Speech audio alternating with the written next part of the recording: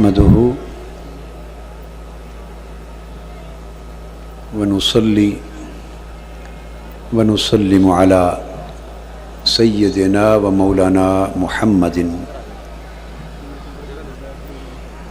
رسوله النبي الأمين المكين الحنين الكريم الرؤوف الرحيم وعلى آله الطيبين الطاهرين المعتصمين وصحبه الكرام المتقين المنتجبين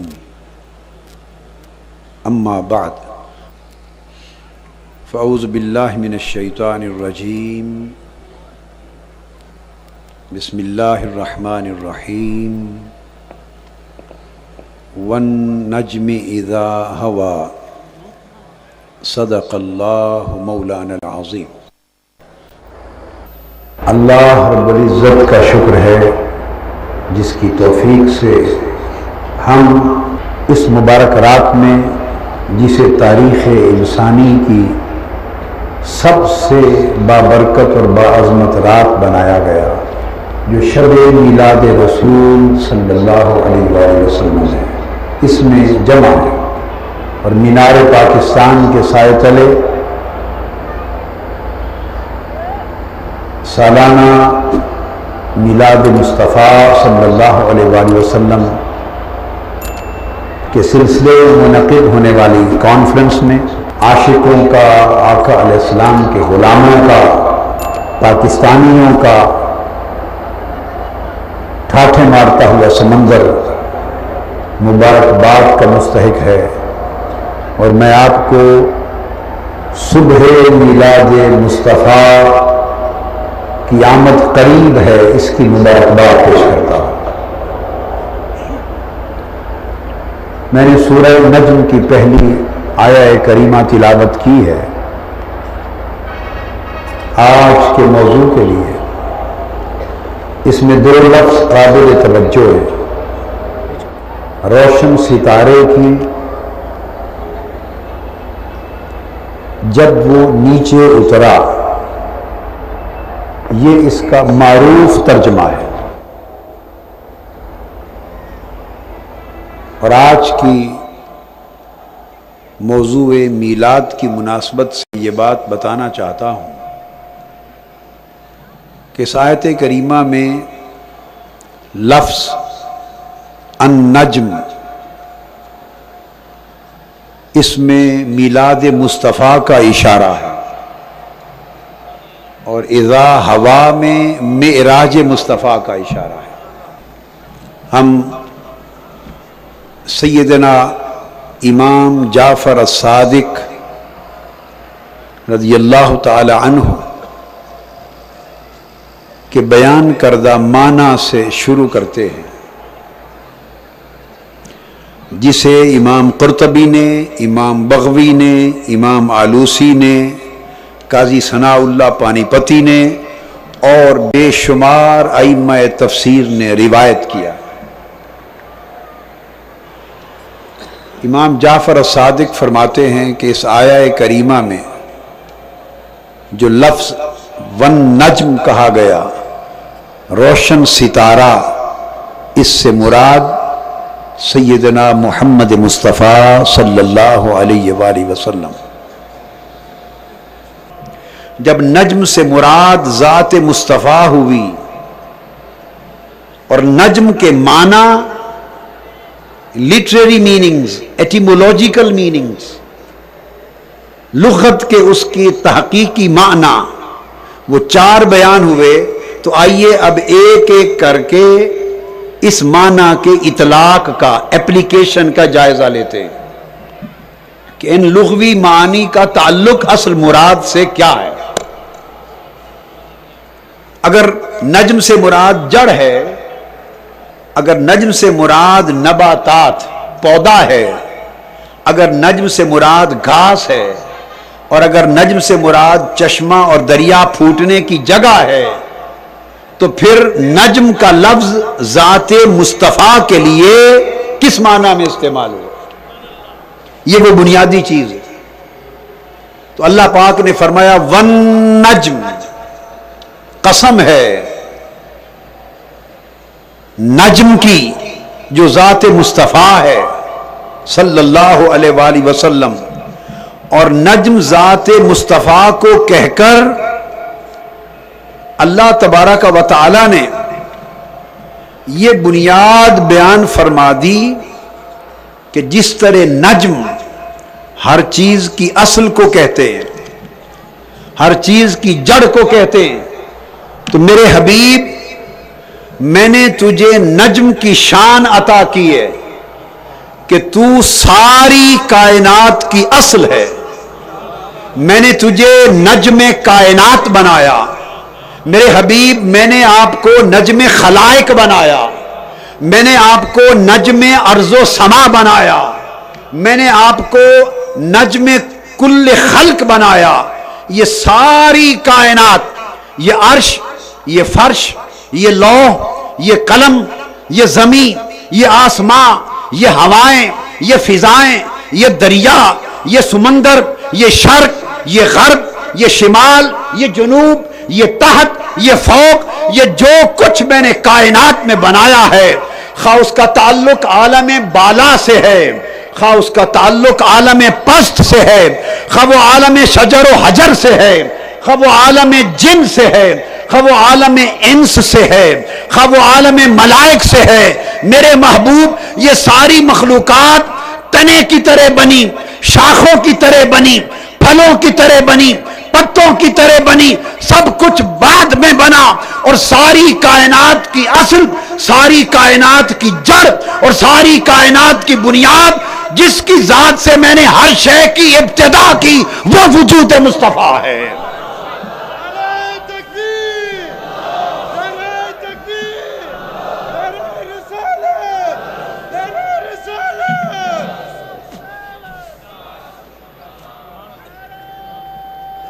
تو اللہ پاک نے فرمایا ون نجم، قسم ہے محبوب، یہ جو شجر تخلیق ہے، یہ جو کریشن کا درخت ہے، tree of creation, tree of creation, میرے محبوب آپ کو میں نے روٹ بنایا ہے، نجم بنایا ہے شجر تخلیق کا۔ ساری مخلوقات میں کسی کو تنا کا درجہ دیا، کسی کو شاخ کا درجہ دیا، کسی کو پتے بنایا، کوئی پھل بنا، کوئی پھول بنا، کوئی سایہ بنا۔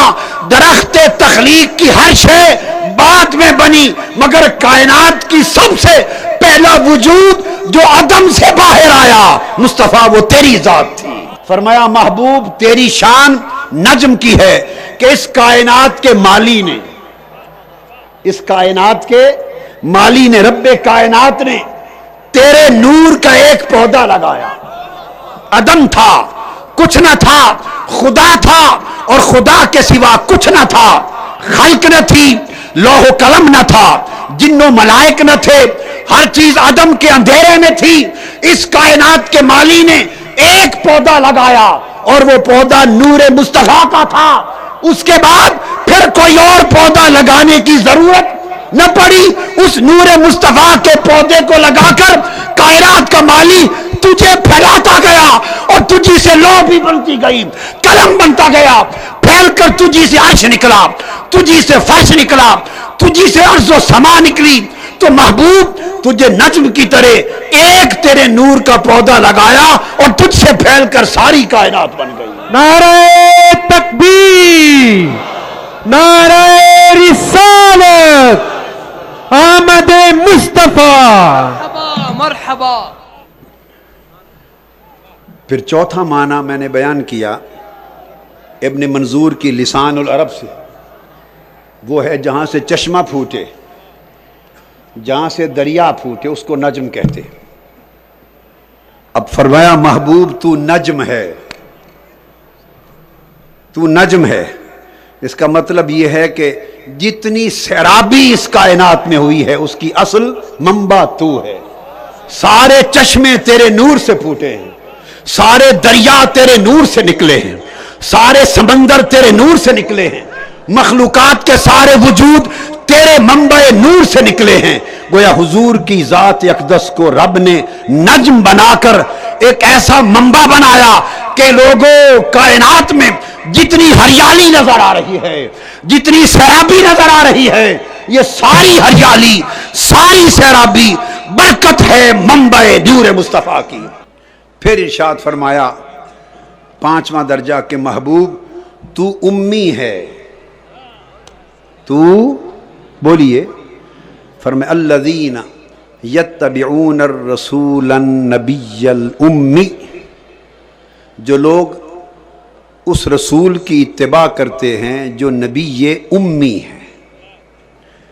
فرمایا فآمنوا باللہ ورسولہ النبی الامی، سو تم اللہ پر ایمان لاؤ اور اس رسول پر ایمان لاؤ جو نبی امی ہے۔ اب نبی امی آقا علیہ السلام کا لقب دیا۔ قرآن کا ترجمہ کرنے والے، تفسیریں لکھنے والے، قرآن کے درس دینے والے اور قرآن کے فکر کی اشاعت کرنے والے بالعموم ان کی نگاہ لفظ امی پر جب پڑی تو سوائے اس کے کہ کہیں سے پڑھے نہیں، کسی نے معاذ اللہ اپنی جہالت کی وجہ سے ان پڑھ کہہ دیا، ظلم کیا، کفر کیا، بددیانتی کی، گستاخی کی، یہ ایک بات ہو گئی۔ جو گستاخی سے بچے ان کی نگاہ یہاں تک پہنچی کہ اللہ کے سوا کسی اور سے نہیں پڑھے، اللہ کے سوا کسی مدرسہ سے اور کسی استاد سے نہیں پڑھے۔ لیکن عزیزان محترم، میں آج آپ کو یہ بتانا چاہتا ہوں کہ لفظ امی جب پڑھیں تو صرف پڑھنے اور نہ پڑھنے کے گھیرے میں نہ رہا کریں، اس سے آگے بھی کائنات ہے، اس سے آگے بھی کچھ کائنات ہے۔ اللہ نے فرمایا محبوب تجھے نبی امی بنایا۔ امی ام سے ہے، امی ام سے ہے۔ ام عربی زبان میں اصل اور جڑ کو کہتے ہیں، عربی زبان میں اصل اور جڑ کو کہتے ہیں۔ ماں کو بھی عربی میں ام کہتے ہیں، اور اس لیے کہتے ہیں ماں کو ام کہ ساری اولاد اس کے پیٹ سے جنم لیتی ہے، چونکہ اولاد اس کے پیٹ سے جنم لیتی ہے اس لیے وہ ام ہے۔ وَيُقَالُ لِكُلِّ مَا كَانَ أَصْلًا لِوُجُودِ شَيْءٍ مَبْدَأُ كُلِّ شَيْءٍ أُمٌ، ہر شے کا مبدأ، روٹ اس کو ام کہتے ہیں۔ تو ابتدا، مبدأ، اصل وہ ہو تو ام ہوتا ہے۔ تو آقا علیہ السلام کو فرمایا النبی الامی، میرے محبوب آپ وہ رسول ہیں، وہ نبی ہیں جن کو ہم نے شان ام عطا کیا ہے۔ جس طرح کائنات کی زمین کی ابتدا مکہ سے ہوئی، وہ ام القرا بن گئی۔ جس طرح قرآن کی ابتدا فاتحہ سے ہوتی ہے وہ ام القرآن بن گئی۔ جس طرح ہر علم کی ابتدا لوح محفوظ سے ہوئی وہ ام الکتاب ہو گئی۔ تو میرے محبوب اس ساری کائنات اور جملہ موجودات کی ابتدا تیرے نور سے ہوئی، چونکہ سب سے پہلی خلق تو ہے، اس لیے تجھے امی کا لقب عطا کیا۔ نعرہ تکبیر، نعرہ رسالت، آمد مصطفیٰ، چہرہ والضحیٰ۔ سیدنا فاروق اعظم رضی اللہ تعالیٰ عنہ روایت کرتے ہیں، حضرت عمر بن الخطاب، امام حاکم نے مستدرک میں روایت کیا، امام طبرانی نے معجم میں، حیثمی نے مجمع الزوائد میں، ابن کثیر نے، سیوطی نے، حلبی نے، قسطلانی نے، ابن عساکر نے، سب نے حدیث کو روایت کیا۔ حضرت فاروق اعظم رضی اللہ تعالیٰ عنہ فرماتے ہیں کہ آدم علیہ السلام نے اللہ کے حضور عرض کیا یا رب اسألک بحق محمد، اے اللہ میں واسطہ محمد سے تجھ سے معافی مانگتا ہوں، ہماری خطا معاف کر دے۔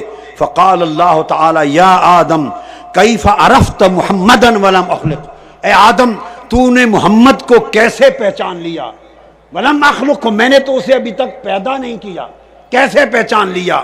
تو حضرت آدم علیہ السلام نے کہا یا رب لأنک لما خلقتنی بیدک ونفخت فی من روحک رفعت راسی فرأیت علی قوائم العرش مکتوبا لا الہ الا اللہ محمد رسول اللہ۔ اے اللہ جب تو نے مجھے پیدا کیا، میرے اندر اپنی روح پھونکی، میں نے سر اٹھایا، میں نے عرش میں ہر طرف اور اس کے ستونوں پر محمد رسول اللہ کا نام لکھا دیکھا، میں سمجھ گیا کہ یہ تیرے محبوب کا نام ہے، اس لیے اس کا وسیلہ پیش کیا ہے۔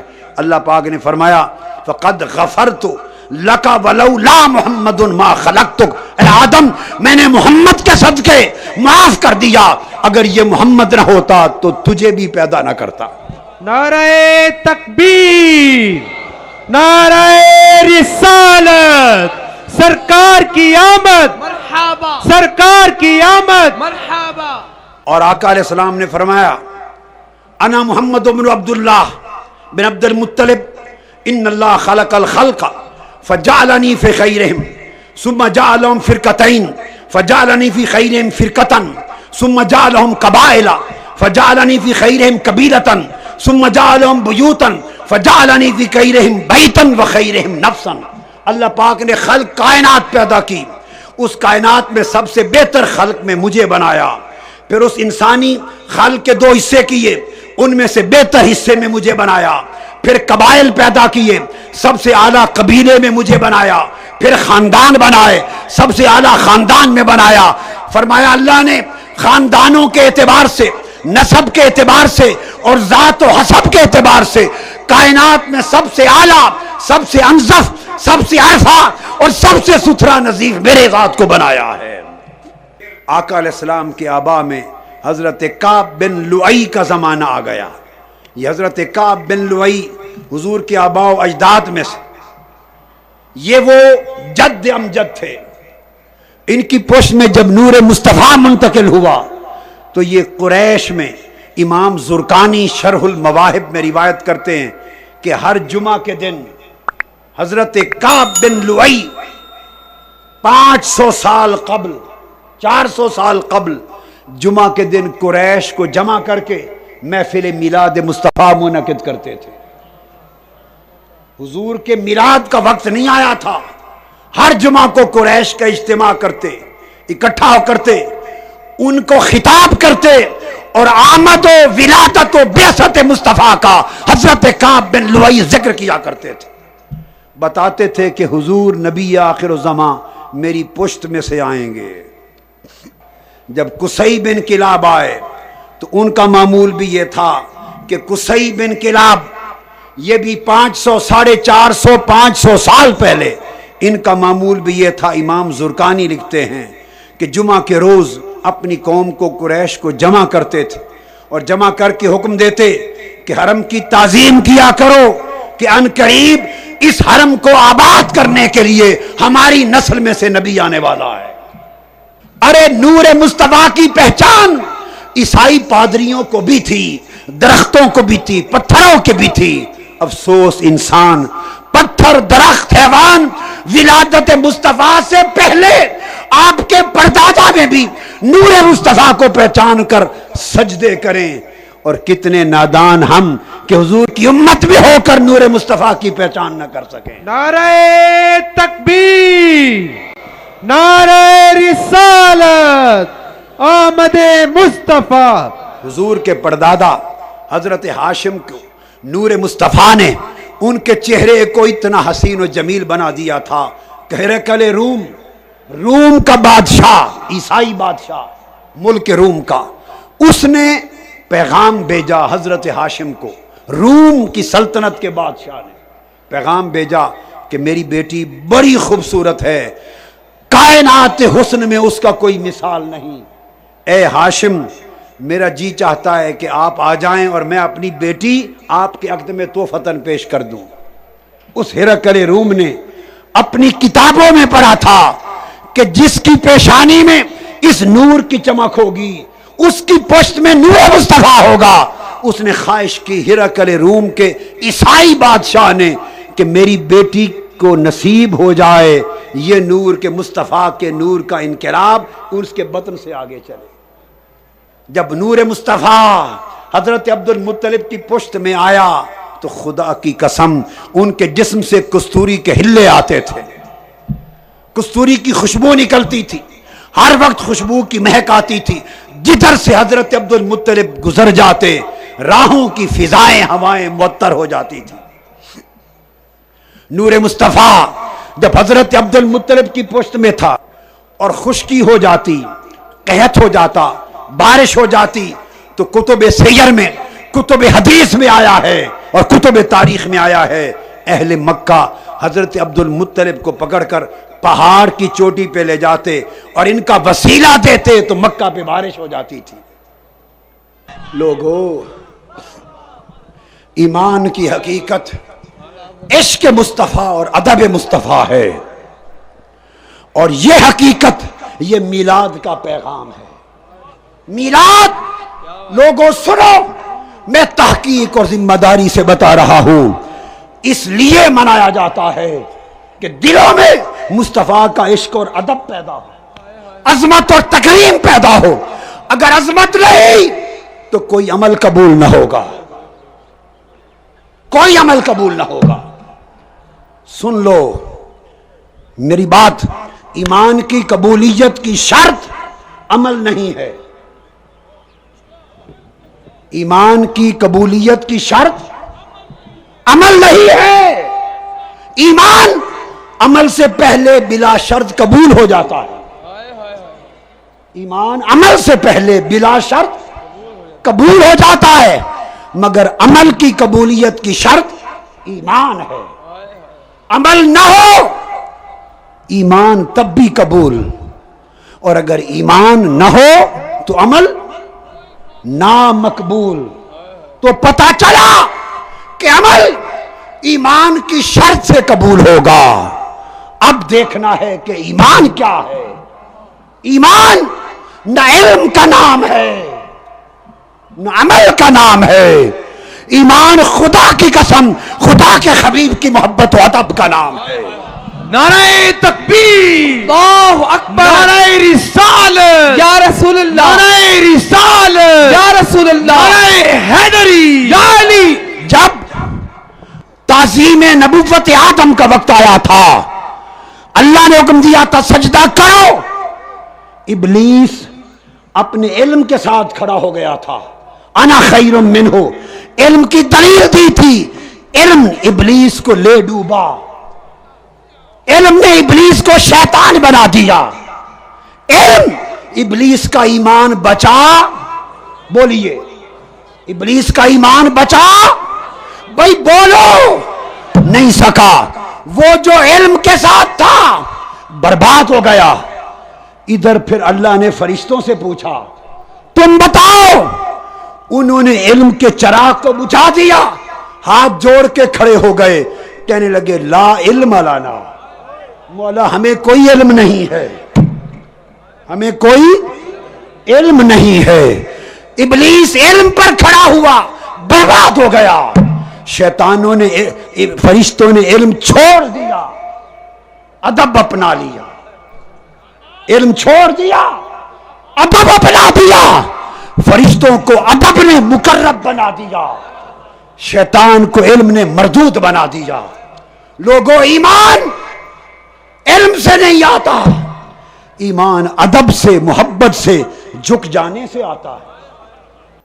میں ختم کر رہا ہوں اس اعلان پر کہ یہ تحریک امت مسلمہ میں انشاءاللہ اسلام کا احیاء کر کے رہے گی، دین کی تجدید کر کے رہے گی۔ لوگوں سن لو، میں اس لیے پیدا کیا گیا ہوں، اس لیے زندہ ہوں اور اس لیے مر جاؤں گا کہ اپنے مصطفیٰ کا عشق ایک ایک سینے میں چراغ جلا دوں، اندھیرے عشق مصطفیٰ سے ختم کر دوں۔ اٹھو، عشق مصطفیٰ کی شمع لے کر، ادب مصطفیٰ کی شمع لے کر زندگیوں میں انقلاب لاؤ، دین کی تجدید ہوگی۔ یہ صدی تمہاری صدی ہے، تم نے عشق اور ادب کے مصطفیٰ کے ذریعے، علم اور معرفت مصطفیٰ کے ذریعے اسلام کو احیاء کرنا ہے، تجدید دین کرنی ہے، یہ پیغام اگلی صدی کی نسلوں تک منتقل کرنا ہے۔ یہ انقلاب 2 سال، 4، 10 سال، 20 سال کی جد و جہد سے عبارت نہیں ہے، یہ انقلاب صدیوں تک میراث اگلی نسلوں کو منتقل کرتا جائے گا. بنیاد رکھی ہے, اس بنیاد پر دیواریں قائم کی ہیں. بڑھتے جاؤ, بس ہمت نہ ہونا, مایوس نہ ہونا. فتح, نصرت اترے گی, تمہارے قدموں میں آئے گی اگر تم ہمہ وقت مصطفیٰ کے قدموں میں رہو گے. مصطفیٰ کے قدموں میں رہو گے. کوئی بڑا سے بڑا طاغوت, کوئی بڑا سے بڑا جابر, کوئی بڑا سے بڑا عامر مصطفیٰ کے غلاموں کی راہ کو روک نہیں سکتا, اور عشق و ادب مصطفیٰ کے اس قافلے کے راستے کو رکاوٹ نہیں بن سکتا. بڑی بڑی سازشیں ہوں گی, عارضی طور پہ تمہارے راستے روکے گئے, روکے جائیں گے. یہ عارضی رکاوٹیں ہیں, ٹھوکر سے دور کرتے جاؤ, بڑھتے جاؤ, اور ثابت کر دو کہ یہ مصطفیٰ کے غلام مصطفیٰ کے شیر ہیں. اور جس میدان میں جائیں گے فتح کے جھنڈے گاڑتے ہوئے جائیں گے.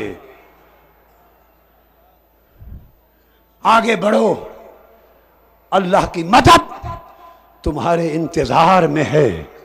جبینوں کو سجدوں کی لذت دو,